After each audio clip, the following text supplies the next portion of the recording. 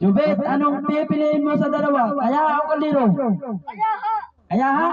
Okay, ang pinili niya kaya ilagay na natin to. Na? 10,000.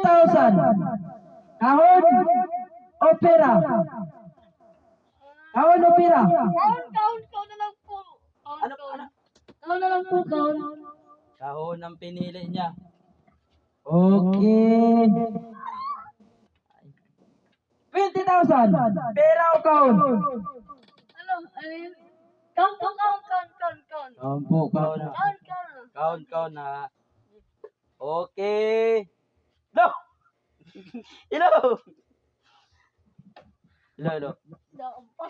30,000. 30,000. Pera o kahon? Kaon na lang po. Okay. Kahon ay pinili niya. Dadagdagan natin ng 10,000. 40,000.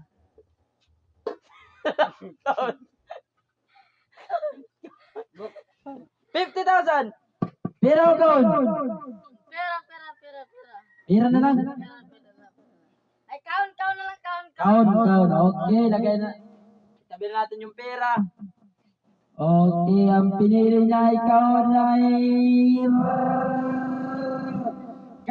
pinili niya.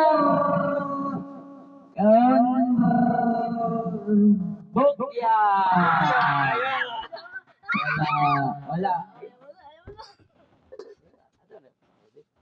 No, di ba klaro?